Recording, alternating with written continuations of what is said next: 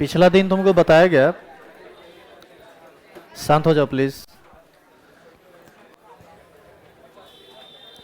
पिछला दिन तुमको बताया गया कि एससी में भाग लेने वाले परमाणु 8 और कुल प्रभावी परमाणु 1 होता है।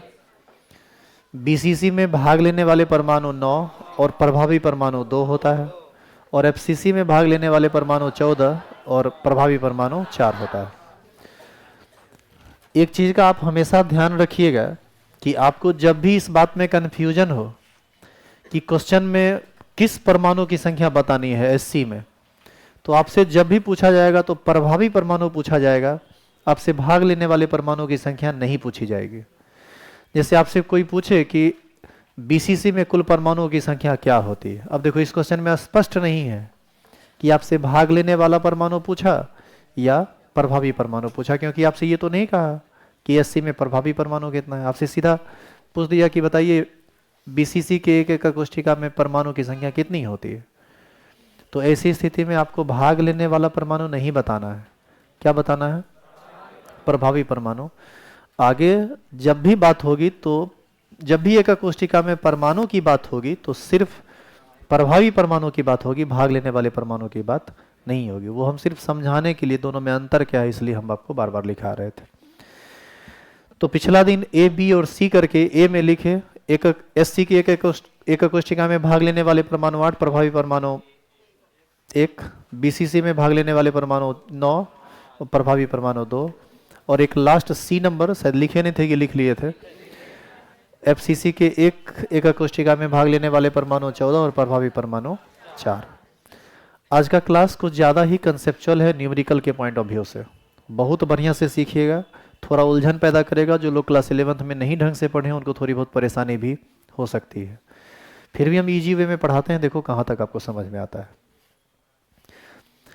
आप एक बात बताइए कि एकक कोशिका का निर्माण तो परमाणु से होता है, तो यदि आपसे एकक कोशिका का भार पूछ दे, मतलब यदि हम आपसे पूछें कि एक एकक कोशिका का भार कितना होगा, तो एससी में एक एकक कोशिका का भार एक परमाणु के भार के बराबर होगा, बीसीसी में एक एकक कोशिका का भार 2 परमाणु के बराबर होगा, और एफसीसी में एक एकक कोशिका का भार 4 परमाणु के बराबर होगा, क्योंकि एफसीसी के एकक कोशिका में 4 गो परमाणु रहता है, तो 4 गो परमाणु के भार के बराबर होगा। क्या इस बात को समझे जो अभी हम बोले? यहां पर देखो एक चीज लिखा हुआ है, चूंकि कोई भी एकक कोशिका परमाणु से बनता है, अतः एक एकक कोशिका का भार उसमें उपस्थित कुल प्रभावी परमाणु के भार के बराबर होगा। अतः हम कह सकते हैं कि एससी के एक एकक कोशिका का भार एक परमाणु के भार के बराबर होगा, बीसीसी के एक एकक कोशिका का भार 2 परमाणु के भार के बराबर होगा, और एफसीसी के एक एकक कोशिका का भार 4 परमाणु के बराबर होगा। इसमें कोई दिक्कत है? तो जितना बात लिखा हुआ है वो तो समझ गए आप, और जो हम बाद में बोल रहे थे जो लिखा हुआ यहाँ नहीं था वो तो अपने आप में अंडरस्टूड है कि एससी है तो 1 के भार के बराबर, बीसीसी है तो 2 के भार के बराबर, और एफसीसी है तो 4 के भार के बराबर। आप इसको नीचे में एरो दे के लिखिए, तो एरो दे के लिखना, देखिए ये जो है ना, ये एरो है, एरो दे के लिखिए।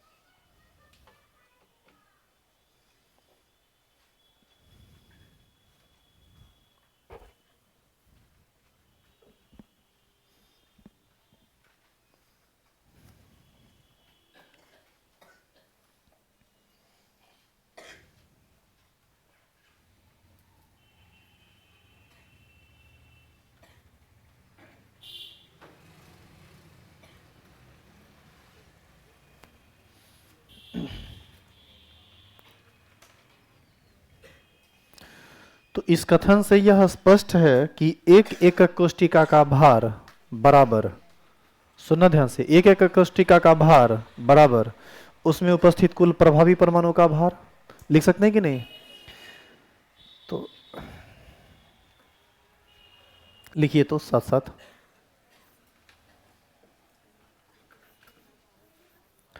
एक एकक कोष्टिका का भार बराबर, इसको देखो तो लिख सकते हैं प्रभावी परमाणु गुना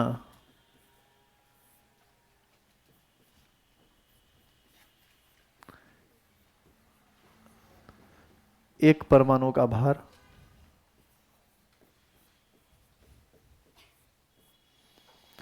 पहले तुम ये बताओ, जो लिखा हुआ है क्या ये आपको समझ में आया कि ये क्या लिखे हैं और ये सही लिखा हुआ है कि नहीं, या फिर आप इस बात को समझे कि नहीं? देखिए, जब हम यहाँ पर एक एकक कोष्टिका लिखे तो ये नहीं लिखे कि ये एससी है, बीसीसी है या एफसीसी है। कोई भी एकक कोष्टिका हो, उसका भार यदि निकालना है तो एक परमाणु के भार से प्रभावी परमाणु को गुना कर दीजिए। जैसे एससी है तो एक परमाणु का भार गुना एक, बीसीसी है तो एक परमाणु का भार गुना दो, काहे कि बीसीसी में तो दो परमाणु के भार के बराबर होगा, और एफसीसी है तो एक परमाणु का भार गुना चार। अब समझ में आया कि वो क्या लिखा हुआ है? चलिए इसको घेर दीजिए। ये कुछ एक्स्ट्रा काम हम कर रहे हैं आगे के टॉपिक के लिए, इसको समझना निहायत जरूरी है, नहीं तो आगे कुछ और नहीं बुझाएगा तुमको।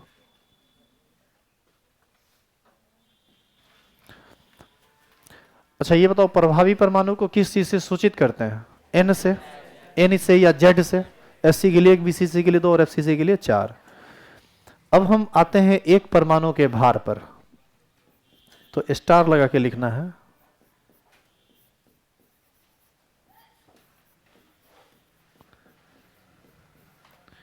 एक परमाणु का भार बराबर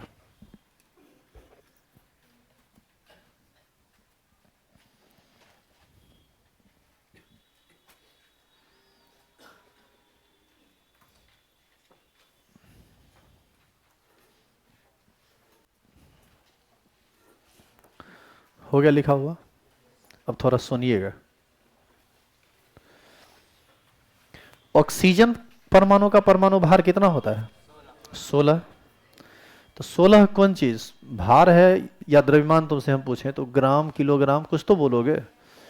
किस में होता है ये 16? क्या 16? देखिए कुछ लोग बोल रहे हैं 16 ग्राम, ये गलत है। यदि आप ग्राम बोलिएगा, एक ऑक्सीजन परमाणु का भार 16 ग्राम, तो दो ऑक्सीजन परमाणु का भार 32 ग्राम। इसका मतलब O2 के एक अणु का भार कितना? 32 ग्राम। तुम सांस में खाली ऑक्सीजन ले रहे हो, और करोड़ों मॉलिक्यूल तुम्हारे पेट के अंदर यानी फेफड़ा में जाता है, तो करोड़ को 32 ग्राम से गुना कर दो, कितना ग्राम हो गया? 32 करोड़ ग्राम। अब 32 करोड़ ग्राम को केजी में बदल दो, 3 को गुना, 3 को कटेगा ना, उतना केजी हवा आप एक अखबार में लेते हैं सांस में, कहाँ अटता है रे? मतलब आप जो बोल रहे हैं वो सही नहीं बोल रहे हैं, हम ये कह रहे हैं एक्चुअल में एक ग्राम नहीं होता है, ये होता है एएमयू, मास का सबसे छोटा मात्रक है। इसको परमाणु द्रव्यमान इकाई या एटॉमिक मास यूनिट कहते हैं। ये बात आप क्लास 11th में पढ़े थे, लेकिन कुछ लोगों को नहीं जानकारी है तो कोई बात नहीं, जानिए ये 16 एएमयू होता है। एएमयू जैसे ग्राम, किलोग्राम मात्रक है ना द्रव्यमान का, वैसे ही द्रव्यमान का एक और मात्रक है जो सबसे छोटा मात्रक है, इससे छोटा मात्रक द्रव्यमान का नहीं होता है, जिसका नाम क्या है? एएमयू। तो ये एएमयू हुआ। अच्छा, तो एक परमाणु का भार यहाँ 16 तुम लिख दिया, ऑक्सीजन रहता तब ना तुम 16 लिखता, तो यहां पर हम लिख देते हैं MAMU, एटॉमिक मास MAMU। समझ में आ गया? ऑक्सीजन रहेगा तो 16, आयरन रहेगा तो 56, नाइट्रोजन रहेगा तो 14, जो रहेगा उसका मॉलिक्यूलर एटॉमिक मास बैठा देना है। बाबू यहां पर M क्या है? Atomic mass. क्या कोई दिक्कत है इसमें? अब सुनो, इसी एक परमाणु का भार यदि ग्राम में ज्ञात करना हो तब कितना होगा? तो ये होगा m बटा Na, जहां पर Na को बोलते हैं एवोगाड्रो नंबर, और ये Na जो है ये होता है 6.022 इंटू 10⁻23, ये होता है। अब देखो यहाँ पर कुछ लोग समझ नहीं पाए होंगे कि ये क्या लिख दिए ये और कहाँ से लिख दिए ये। तो अब हम इसको समझाने के लिए हम आपको एक कैलकुलेशन समझाते हैं। समझ में सिर्फ उन्हीं को आएगा जो 11th में पढ़े हैं या जहाँ भी पढ़े हैं, मोल कंसेप्ट अच्छा से जानते हैं, नहीं तो समझ में नहीं आएगा, फिर आपको रटना पड़ेगा। हमारा दोनों मेथड चलता है, समझदारी वाला भी रटने वाला भी, जिसको जो सूट करे उसको पुट कर दो वहाँ पर। देखो इस चीज को हम समझाते हैं कि एक परमाणु का भार m बटा Na ग्राम कैसे होता है। MMU तो आप रट के रखे हुए हो, तो रटने का चीजें है, ये कैसे आया है इसको समझिए। इसको एक एग्जाम्पल से आप समझिए, और जो पूछे बस उतना ही बताइएगा, ज्यादा कुछ बोलना नहीं है आपको। आप ये बताइए कि हम यदि 1 मोल ऑक्सीजन, आयरन, छप कुछ भी ले लो, कोई एगो चीज ले लो, तो Fe ले लेते हैं, 1 मोल Fe, बताओ तो ये कितना ग्राम होगा? कितना ग्राम होगा?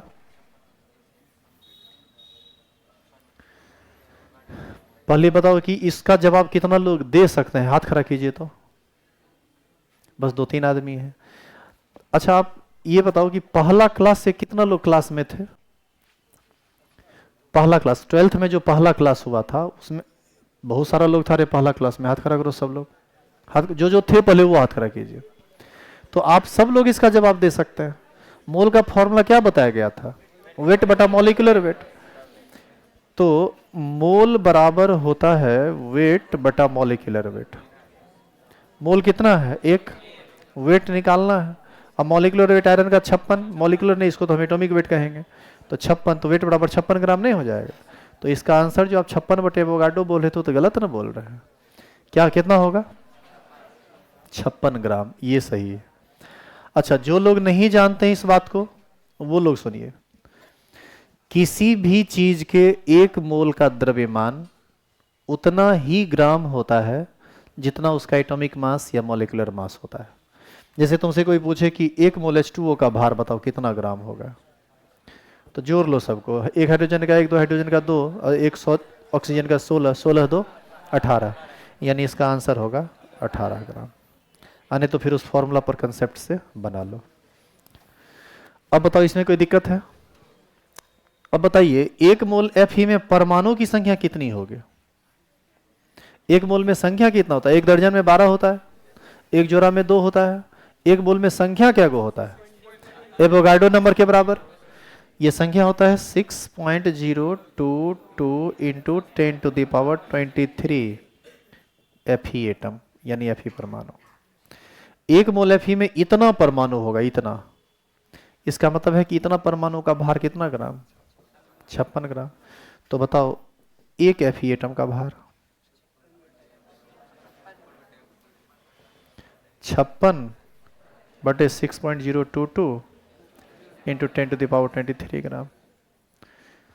56 क्या है?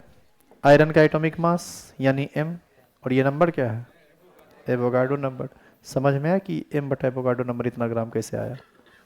यही चीज हम वहां पर लिखे थे। अब मान लीजिए कि आप कैलकुलेशन करने लगे और आप 1 मोल आयरन लिए तब ना 56 आया, ऑक्सीजन लेते तो यहाँ 16 ग्राम होता, यहाँ 16 बटा एवोगाड्रो नंबर होता। इसका मतलब है कि जिसका भी एक परमाणु लेंगे उसका भाग यदि ग्राम में लेना है तो उसका जो एटॉमिक मास है उसको ऊपर लिख दीजिए, एवोगाड्रो नंबर से भाग दे दीजिए, उतना ही ग्राम आएगा। क्या आपको ये बात समझ में आया कि कैसे कैसे निकालना है? अब समझ में आया तो ठीक है, नहीं समझ में आया तो रटिए, फिर याद कीजिए कि 1 एटम का भार, एटॉमिक मास लिख देना है, उसमें एवोगाड्रो नंबर से भाग दे दीजिए, उतने ग्राम होता है। दोनों तरीका। अब देख लो तुमको कौन अच्छा लगता है, समझने वाला या याद करने वाला। वैसे भी ये सब याद वाद करने वाला चीज नहीं है, और ऐसा ऐसा चीज तुमको हम कहें याद करने के लिए, मम्मी दुकान भेजती होगी कि जब वो 2-3 को सामान है ले आना, चावल, चीनी, जीरा, मरीच, जीरा मरीच ले आया, चावले भूल गया, चावल ले आया, जीरा मरीच भूल गया। तो 4 को सामान लाने मार्केट से दिया जाता है तो तुम उसमें एगो भूल के चले आते हो।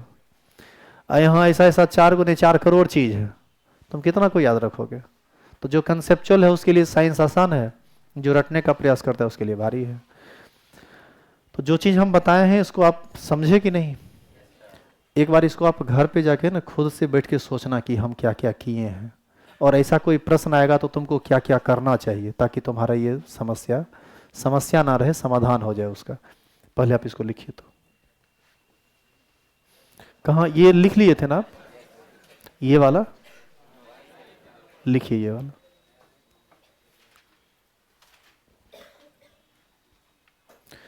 हम ये पहले डायरेक्ट लिख दिए, फिर हम समझाए कि देखो ये कैसे होता है। अब इस बात पर तुम घर पे जाके समझो खुद से, यदि यहाँ दिक्कत हुआ है, या एक आध बार रिपीट करो अपने से, फिर एगो कोई दूसरा एग्जाम्पल लेके बनाओ, अपने तुमको समझ में आएगा कि क्या किए थे। फंसो तो फिर आके पूछो कि सर यहाँ हम उलझ गए हैं।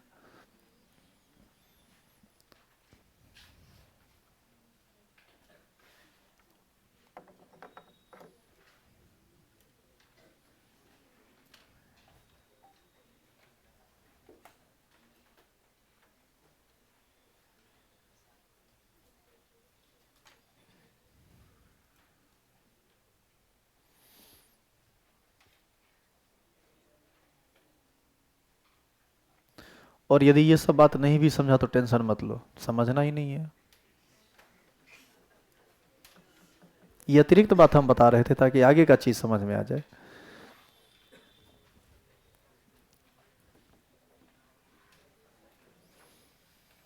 हम एक चीज देखते हैं, जैसे ही न्यूमेरिकल वाला कोई चीज आता है, तुम लोग का जो है ना चेहरा का रंग ही उड़ जाता है।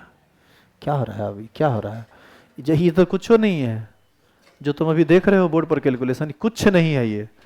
अभी देखो दिमाग हिला देने वाला कैलकुलेशन अभी आने वाला है, अभी तुरंत आएगा।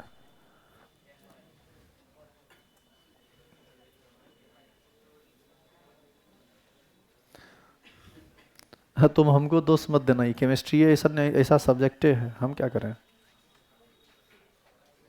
छोड़ देंगे तो तुम कहोगे कि छोड़ दिए। पढ़ाएंगे कंसेप्ट से, थोड़ा समझे नहीं आ रहा है, काहे कि बेसिक नहीं पढ़े हैं।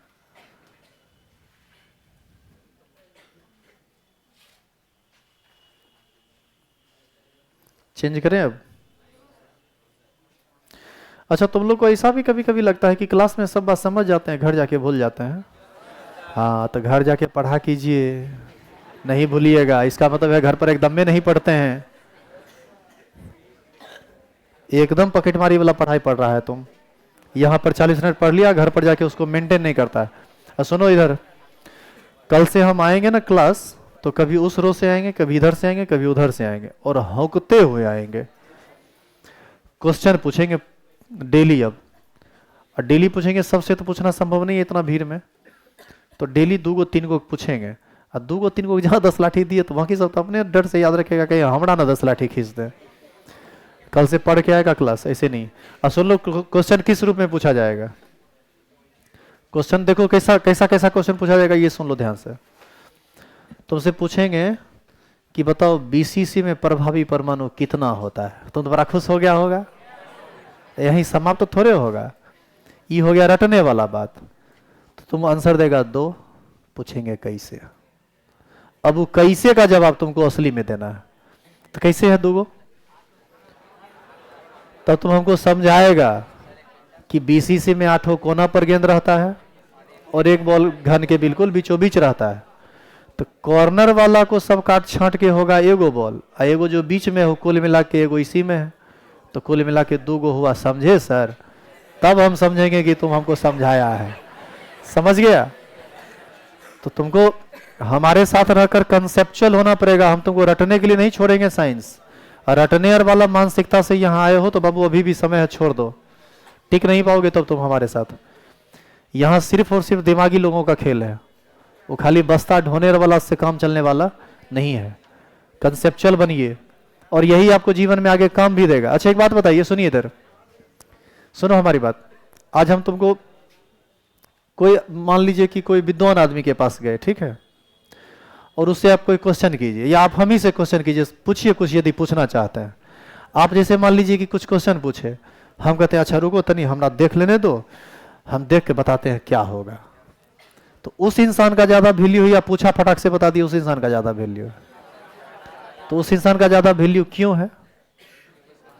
क्योंकि वो दिमागी है, उसको तुम मान लिया है कि मेरा गुरु है, ये बहुत मथा का सातिर और तेज है। तो आज के डेट में वैल्यू किसका है? जो दिमाग से तेज है। तो दिमाग से तेज कैसे होइएगा आप? रट के। दिमाग से तेज होइएगा चीजों को समझ के। तो आपको समझना पड़ेगा, और हमारे साथ रहेंगे तो समझा तो देंगे हम, बशर्ते कि आप हमारे साथ मेहनत करना सीखिए। ये हो गया लिखा हुआ? पूरा हो गया? हेडिंग डालिए तो।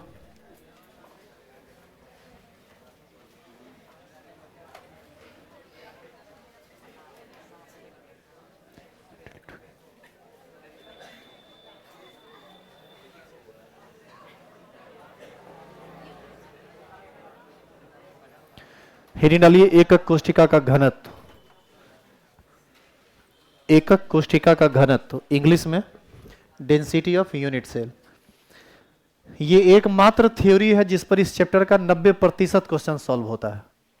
जितना भारी भारी क्वेश्चन है सब इसी से आएगा, और एकमात्र फॉर्मूला है, इससे काम चल जाता है। और फॉर्मूला यदि इससे पहले तुम समझा होगा तो कुछ और नहीं, आसान है। एकक कोष्ठिका का घनत्व।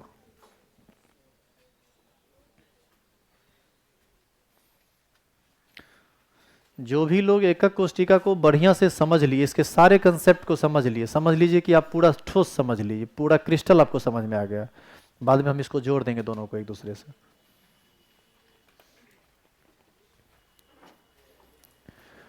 बताइए डेंसिटी का फॉर्मूला क्या होता है?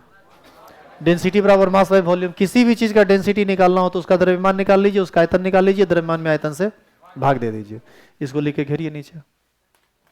तो इसी फॉर्मूला के हिसाब से हेडिंग लिखा हुआ है एकक कोष्ठिका का घनत्व, तो लिख सकते हैं एकक कोष्ठिका का घनत्व बराबर एकक कोष्ठिका का द्रव्यमान बटे एकक कोष्ठिका का आयतन। लिख दीजिए।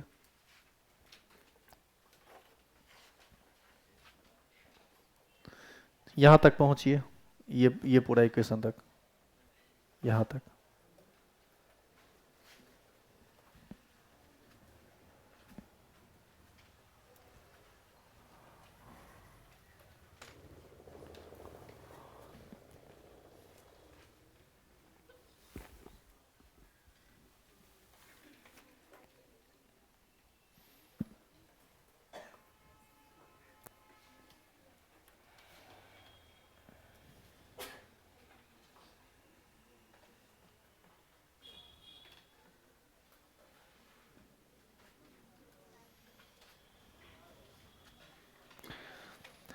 हो गया लिखा हुआ?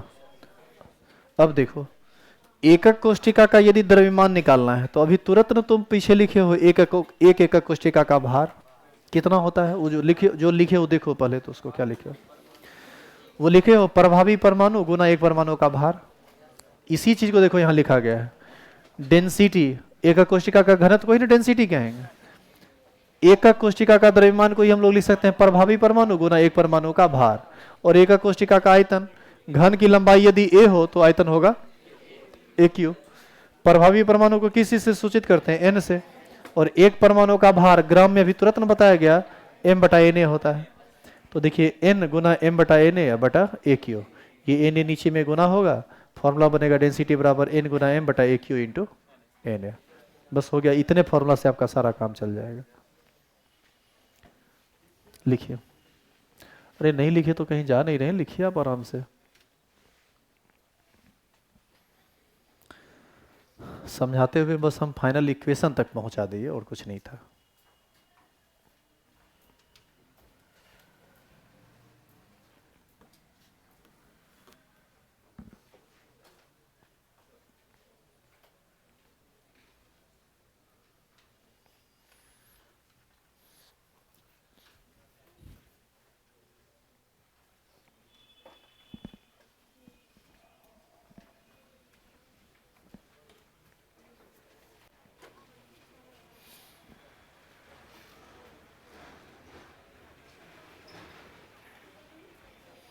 ये कौन सी लिखी है? ये डी, डी वैसे लिखा था? डी ढंग से लिखी नहीं तो बाद में अपनों नहीं पहचानिएगा।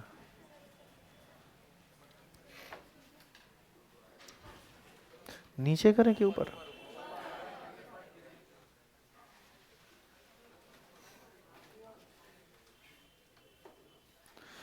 तुम बस इस फॉर्मूला तक पहुंचना, फॉर्मूला को घेर देना, उसके बाद कुछ लिखना मत, क्योंकि अभी कुछ बात समझाने के लायक है इसमें।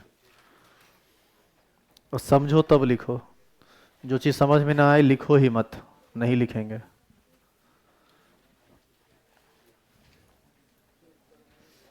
अब थोड़ा हम तुमको रोक रहे हैं।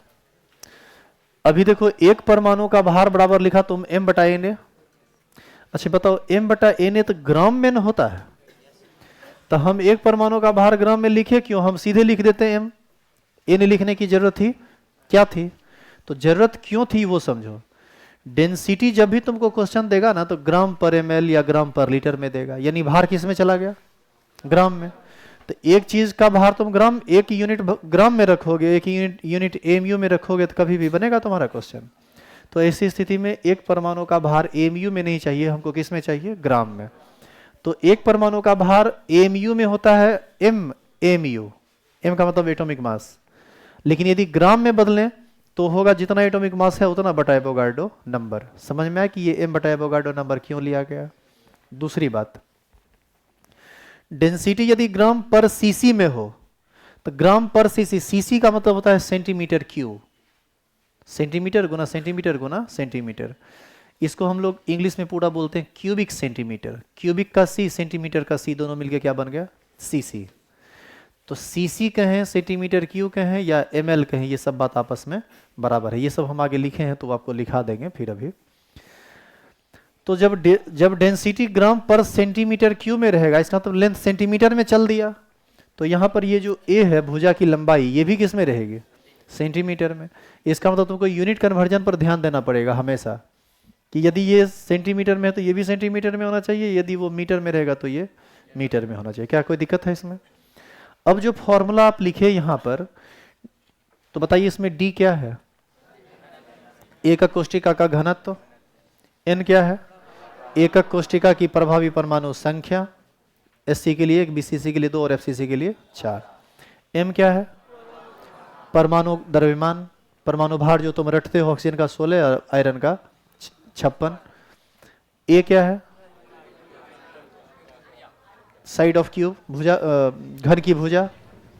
और एन क्या है? Avogadro number. वैसे तो एवोगाड्रो नंबर होता है 6.02 इंटू 10⁻23, लेकिन कभी कभी तुमसे कैलकुलेशन करवाएगा, कहेगा निकालिए एवोगाड्रो नंबर कितना होता है, तो निकालिएगा फिर इतने आ जाएगा, वो सब डाटा वगैरह देगा आपको। यहीं से एवोगाड्रो नंबर का मान का भी पता चला है।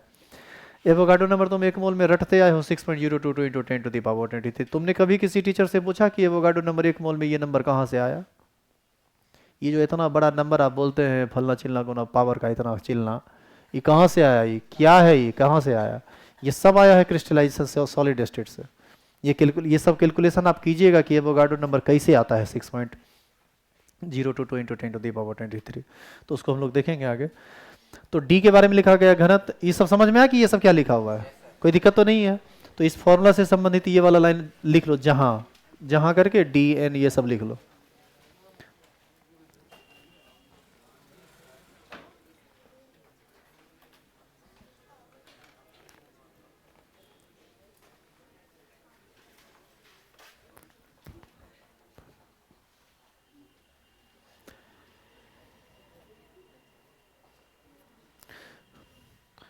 ये Na क्यों लिखाता है पता है तुमको? ये है Avogadro number, Avogadro's number. Number का N और एवोगाड्रो का A लिया गया, तो सिंबल बन गया Na। अच्छा, उस Na और इस Na में क्या अंतर है? ये सोडियम का सिंबल है कैपिटल N स्मॉल a, वहां पर देखो दोनों कैपिटल है, एक ऊपर थोड़ा लिखा था, एक थोड़ा नीचे लिखा था।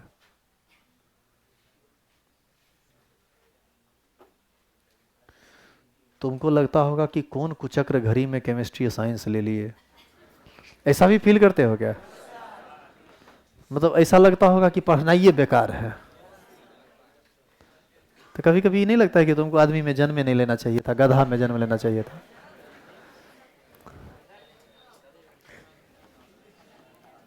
इंसान है तो इंसान वाला गुण होना ना चाहिए रे। यहां तक लिख लिए, अब रुक जाइए, अब लिखिएगा मत।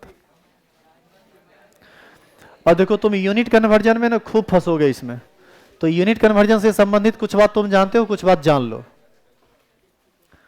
1 मीटर में होता है 10 डेसीमीटर, 1 मीटर में होता है 100 सेंटीमीटर, 1 मीटर में होता है 1000 मिलीमीटर।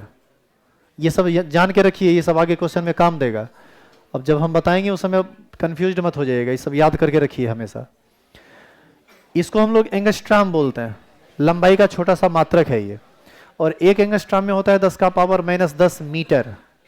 अच्छा, मीटर को यदि सेंटीमीटर में बदलें तो 100 से गुना करेंगे, तो 10 का पावर माइनस 10 गुना 100, 100 का मतलब 10 का पावर 2, पावर जुड़ जाएगा, माइनस 10 प्लस 2 माइनस 8 हो जाएगा।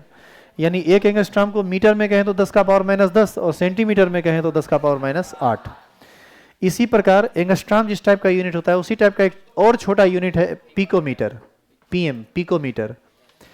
1 पिकोमीटर बराबर होता है 10 का पावर माइनस 12 मीटर, और सेंटीमीटर में बदलेंगे फिर 100 से गुना करेंगे तो 2 पावर बढ़ेगा, घटेगा नहीं, बढ़ेगा। ये 10 का पावर माइनस 12 है, 2 बढ़ाओगे तो होगा 10 का पावर माइनस 10।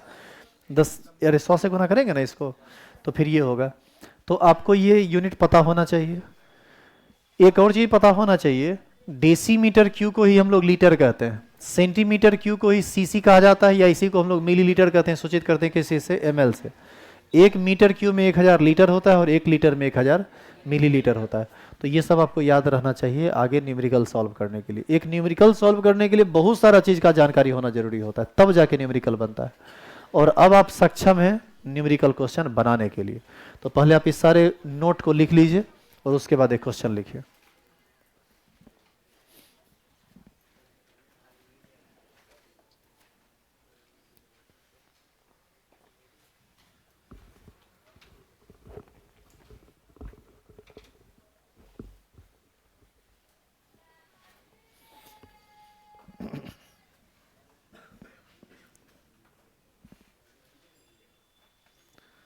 हंसिए नहीं, इस तरह की महिला बहुत बहादुर होती है।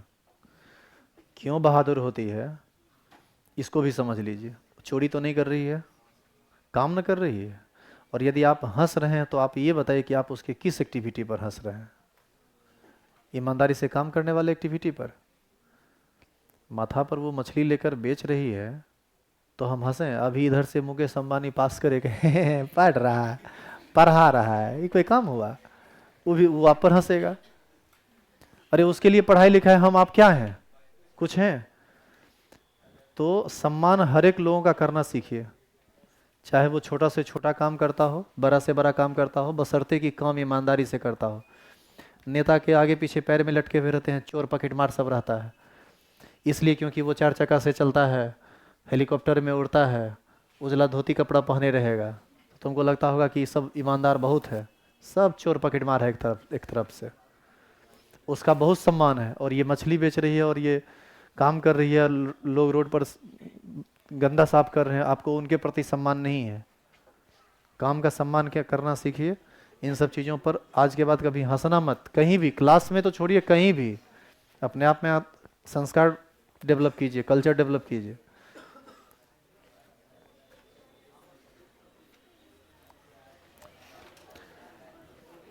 जानते हो तुम्हारे अंदर का, सुनो इधर, तुम्हारे अंदर का स्ट्रेंथ, तुम्हारे अंदर की ग्रेविटी सामने वाला इस बात से पता कर लेगा ना कि तुम किस बात को सुन के, किस बात को देख के हंसे हो,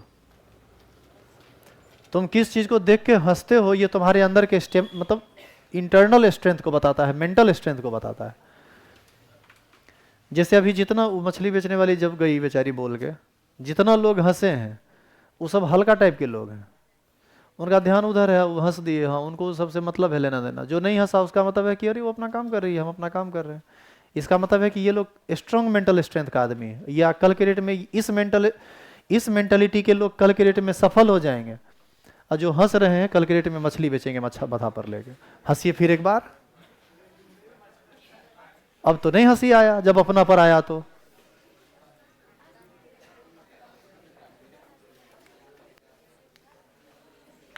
हो गया लिखा हुआ।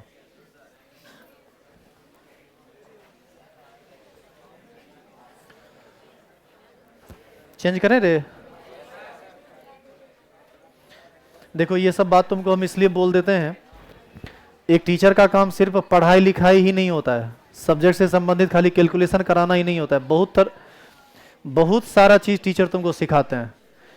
इवन हम लोग तो देखते हैं ना कि बहुत सारा स्टूडेंट ऐसा होता है जो टीचर के बोलने का लहजा पकड़ लेता है, वो अपने अपने जीवन में उस मतलब उतारना शुरू कर देता है कि वो आदमी चलता कैसे है, वो आदमी बोलता कैसे है। मतलब जो कुछ कुछ स्टूडेंट ऐसा होता है जो अक्षर से पालन करने लगता है, फॉलो करने लगता है टीचर को कंप्लीटली। वैसी स्थिति में यदि हमारा अपना कल्चर खराब होगा तो निश्चित है कि तुम्हारा कल्चर खराब हो जाएगा। हम यदि अलबल बोलने लगेंगे तो तुम भी अलबल बोलने लगोगे। तो हमारा काम सिर्फ ये नहीं होता है कि खाली गुना भाग सीखें, हमारा काम ये भी होता है कि तुमको जीवन जीना सिखा दें। क्योंकि पढ़ लिख के नौकरी मिले ना मिले, जीवन तो जीना है ना रे। तो आदमी रहोगे, ढंग के आदमी रहोगे तो जीवन बढ़िया जी पाओगे, बढ़िया आदमी नहीं रहोगे तो जीवन बढ़िया से नहीं जी पाओगे। जरूरी नहीं है कि पढ़ लिख के सबको सरकारी नौकरी हो ही जाए, लेकिन सरकारी नौकरी हो ना हो जीना तो है। जीना है तो कुत्ता वाला जिंदगी तो जीना नहीं है, जीना ढंग वाला जिंदगी है। तो ढंग वाला जिंदगी तभी आप जी पाइएगा जब आपके अंदर संस्कार रहेगा। कहीं से चोरी पकेटमारी करके भाग गए, पकड़ लिया तो थोपी दे दिया, तो कुत्ता वाला जिंदगी हो गया, नहीं हुआ कुत्ता वाला जिंदगी। चलिए क्वेश्चन लिखिए तो।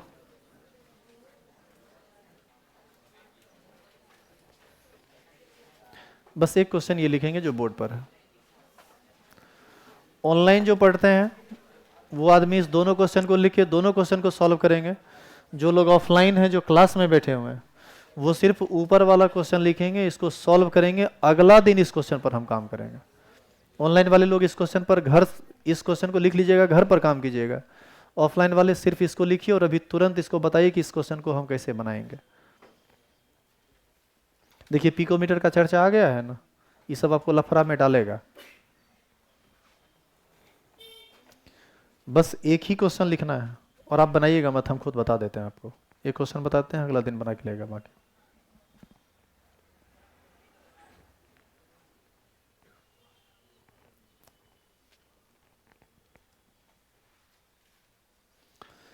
रुबिडियम एक धातु होता है, उसका एटॉमिक मास लिख दिया कितना, 85.5। कहता है इसका क्रिस्टलीकरण बीसीसी में होता है। मतलब यह जो ठोस है उसमें एकक कोष्ठिका किस प्रकार की है, बीसीसी, बॉडी सेंटर्ड, मतलब हर एक कोना पर और सभी क्यूब के बीच में। कहता है यदि उस एकक कोष्ठिका का घनत्व 1.51 ग्राम पर सीसी है तथा आरबी परमाणु की त्रिज्या 248 पिकोमीटर है, तो बताइए एवोगाड्रो संख्या क्या होगा। बताइए एवोगाड्रो संख्या तो आप जानते हैं, लेकिन ये क्वेश्चन कहता है कि नहीं तुम नहीं जानता है, तुम निकालो कितना होता है। कैलकुलेट करना पड़ेगा, फिर तुमको कैसे कैलकुलेट करेंगे उसको हम बताते हैं। अब देखिए इसको, इसी से आपको पता भी चल जाएगा कि एवोगाड्रो नंबर इतना कैसे आया है।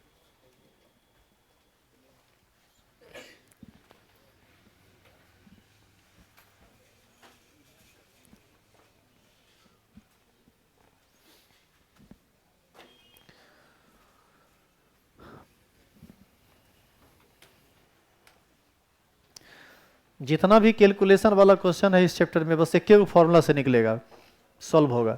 D बराबर n into M by A Q into Avogadro number, जो थ्योरी जो अभी लिखा था इक्वेशन लास्ट में। बस खाली यूनिट वगैरह पर काम ढंग से कर लो तो दिक्कत नहीं होगा। क्या आपका क्वेश्चन पूरा हो चुका है? इसका सॉल्यूशन आप हमारे साथ साथ करेंगे। देखो किसी क्वेश्चन को सॉल्व करना हो, सुनो पहले क्वेश्चन को सॉल्व कैसे किया जाता है वो सुनो। आज पहला दिन क्वेश्चन आ रहा है, अब क्वेश्चन आते रहेगा। अगला 5 महीना तो न्यूमेरिकल करोगे, फिजिकल केमिस्ट्री में तो भरदम न्यूमेरिकल है। तो थ्योरी पढ़ो तो न्यूमेरिकल बनना चाहिए तुमसे। अभी पहला दूसरा है, 1-2 को सीखो पहले, फिर अपने से बनाना। क्वेश्चन को बनाया कैसे जाता है? देखो क्वेश्चन को बनाने के लिए क्या करना होता है, पहले क्वेश्चन के भाषा को समझिए, उस भाषा को थ्योरी से मैच करवाइए और उस थ्योरी में उस भाषा का सिंबल क्या था उस सिंबल को पकड़िए और उस सिंबल पर डाटा को एकत्र कीजिए।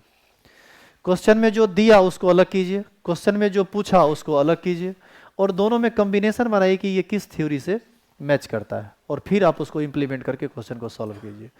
जो बात हम बोले वो क्या बोले अब हम आपको प्रैक्टिकली बताते हैं। आपसे क्वेश्चन कहा, इसको मिटा देना।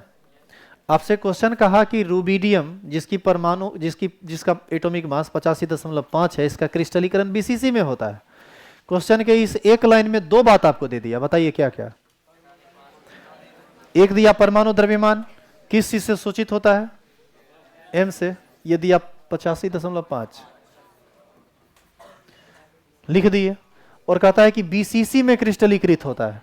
इसका मतलब प्रभावी परमाणु कितना?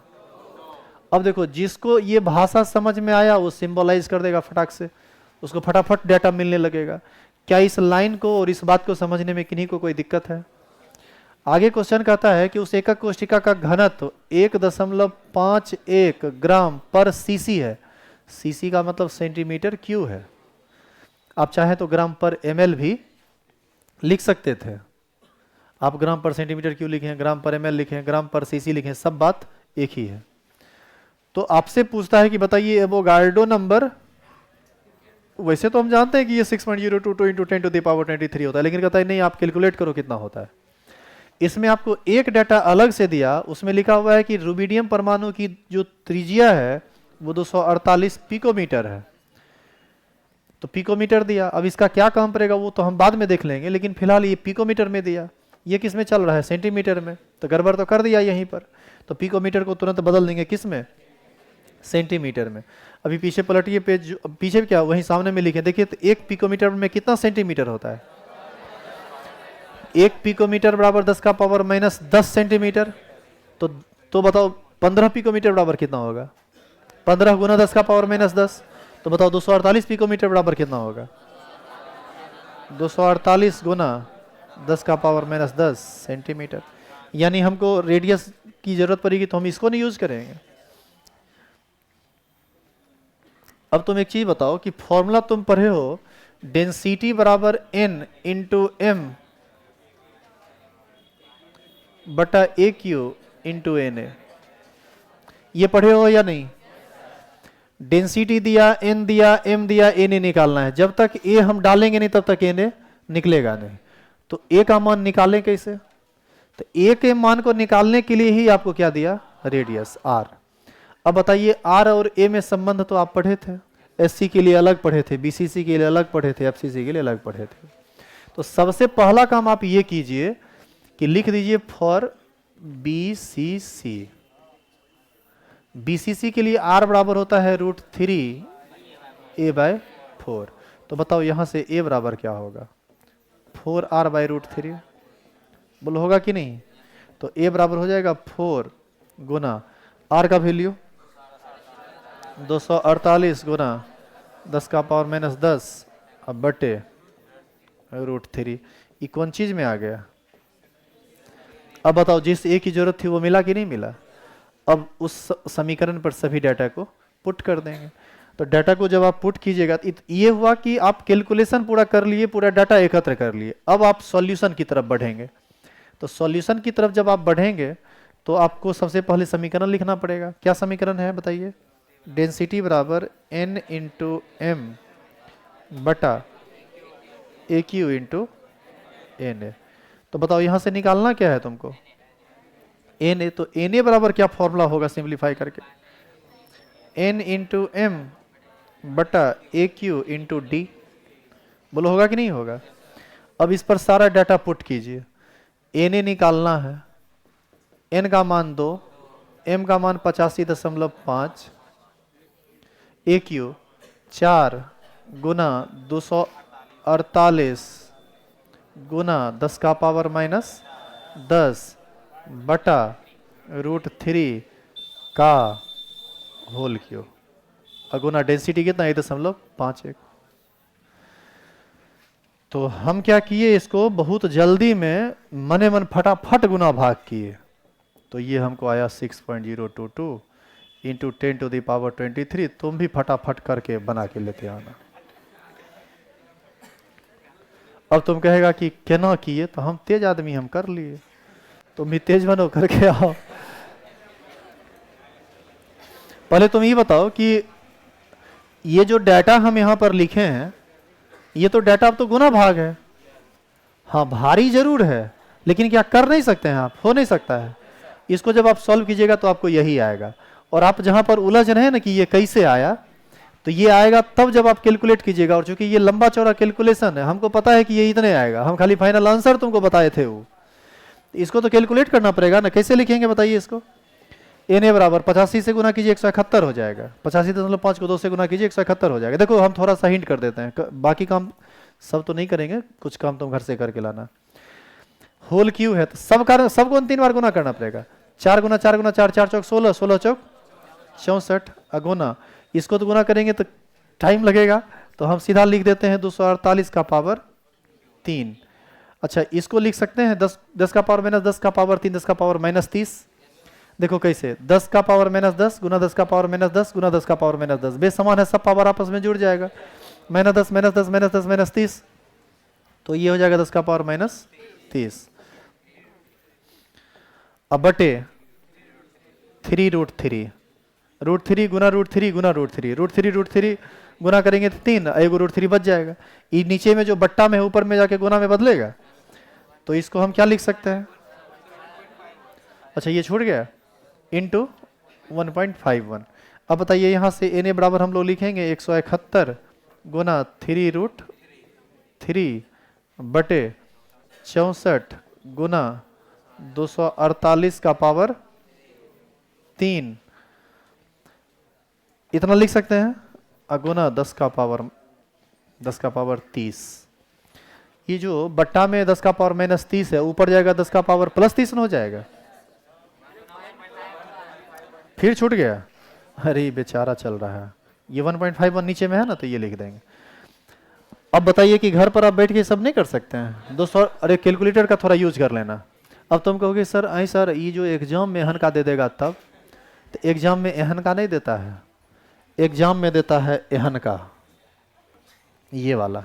और इस क्वेश्चन को तुम घर पे बनाना। ये क्वेश्चन में डाटा जो है ना फटाफट कटेगा, कहीं कुछ गुना भाग करने नहीं पड़ेगा, और कंसेप्ट जो है उस क्वेश्चन से ज्यादा हेवी है इसमें।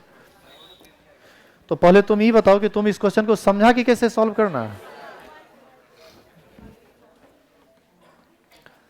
तो आगे का कैलकुलेशन हम आपके लिए छोड़ रहे हैं। आगे जब आप इसको सॉल्व करेंगे तो आपको मिल जाएगा 6.022 इंटू 10⁻23। तो इसको उतारेगा।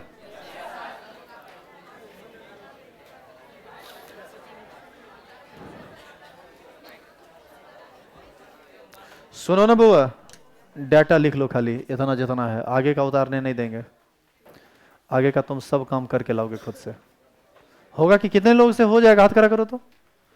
अच्छा इतना लोग हिम्मत दिखा रहे हैं कि हो जाएगा, कल करके लाइए पूरा। और थोड़ा बहुत मोबाइल या कैलकुलेटर का यूज कर लेना। देखो केमिस्ट्री जब पढ़ते हो ना, तो उसमें भारी भारी कैलकुलेशन मिलेगा। हम तुमको पहले दिन बोले थे कि बहुत हार्ड कैलकुलेशन मिलता है। देखो पहले न्यूमेरिकल मुंह तोड़ रहा है तुम्हारा। तो अब आदत बना लो इस तरह के कैलकुलेशन का, वो करना पड़ेगा। अरे तुम 3800 रुपया दियो यार, मजाक थोड़ी है। उसमें तुमको क्या लगता है कि 2 जोड़ 2 बराबर 4 होता है, ही सिखाएंगे? इसी के लिए तुम हमको उतना रुपया दिया है, तो लेवल का चीज होगा।